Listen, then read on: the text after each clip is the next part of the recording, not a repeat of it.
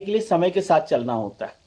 ऐतिहासिक सांस्कृतिक विरासत का जो मैसेज है वो नई पीढ़ी के तरीके से, टेक्नोलॉजी की मदद से और उसको ज्यादा इंटरेस्टिंग तरीके से बताया जाए।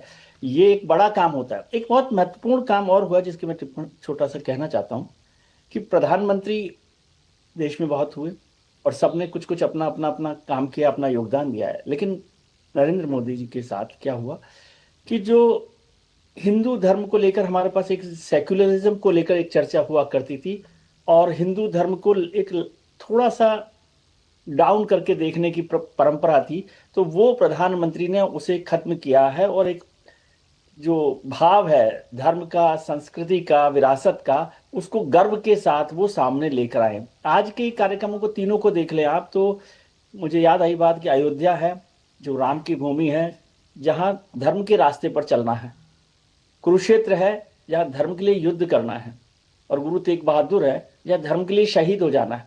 ये तीनों का कनेक्ट देखिए और उस कनेक्ट को वो पूरी टेक्नोलॉजी के, आज वहां पर भी जब धर्म ध्वज फहरा रहे थे तो वो रिमोट से वो चल रहा था। तो टेक्नोलॉजी को भी साथ में जोड़ना, पहले होता था कि हम लोग साइंस को धर्म से अलग समझते थे और टेक्नोलॉजी का इस्तेमाल आमतौर पर हमारे जो धार्मिक स्थल हैं, साहित्य, सांस्कृतिक स्थल है, उन पर नहीं होता था।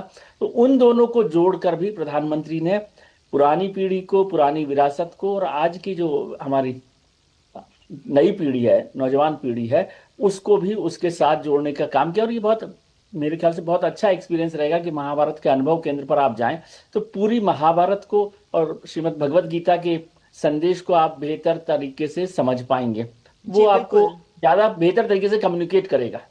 जाहिर है, तो कुरुक्षेत्र में स्थापित ये महाभारत अनुभव केंद्र जो महाभारत की कथा को आधुनिक तकनीक का उपयोग करके जीवंत रूप में प्रस्तुत कर रहा है, जहां 3D और डिजिटल टेक्नोलॉजी का यूज किया जा रहा है ताकि महाभारत की जो युद्ध की घटनाएं हैं, जो विभिन्न प्रसंग हैं, उन्हें डिजिटल माध्यम से प्रस्तुत किया जाए। यहाँ लाइट, साउंड और लेजर टेक्नोलॉजी का भी यूज किया जा रहा है, जिससे युद्ध का माहौल और घटनाएं इतनी यथार्थवादी हो जाएं कि देखने वाला अपने आप को उसी युग में पहुंचा पाए। इसी के साथ टच इंटरैक्टिव डिस्प्लेस भी यहाँ दिए गए हैं। एक तरीके का इमर्सिव रूम भी है यहाँ, जहाँ पे इलेक्ट्रिक डिस्प्लेस हैं इमर्सिव रूम्स में, जहाँ आप उन रूम्स में इस ऐसा अनुभव करते हैं जैसे आपको लगता है कि आप जो सामने घटित हो रहा है उसका हिस्सा बन गए हैं। और इसी तरीके से काइनेटिक्स इंस्टॉलेशंस भी की गई हैं, जिसमें महाभारत के विभिन्न दृश्य और घटनाओं को गतिशील रूप में प्रस्तुत किया जा रहा है। अशोक जी, हम ये बातें सुनते आ रहे हैं कि किस तरीके से आज के आधुनिक दौर की चीजों को भी हम प्रस्तुत कर रहे हैं, लेकिन हम अपने इतिहास के पन्नों को भी सामने ला रहे हैं। और यहाँ तो हम अपनी सांस्कृतिक विरासत की बात कर रहे हैं। इस तरीके के अनुभव केंद्र आज के भारत और विकसित भारत की दिशा में कदम बढ़ाते भारत का ही उदाहरण प्रस्तुत कर रहे हैं। बिल्कुल, देखिए, ये जो हमारी सांस्कृतिक विरासत है, जो धरोहर है हमारी, इसको भुलाने का भी बहुत बड़ा प्रयास किया गया था।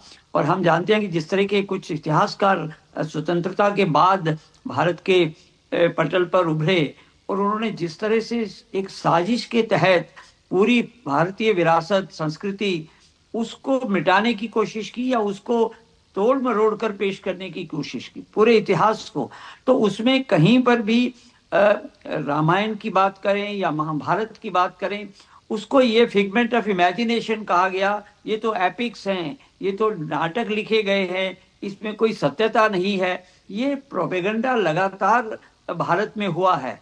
लेकिन भारत की जो जनता है वो उस विरासत को कभी भुला नहीं पाई। सदियों से ये जो विरासत थी उसको एक पीढ़ी ने दूसरी पीढ़ी को सुनाकर जीवित रखा।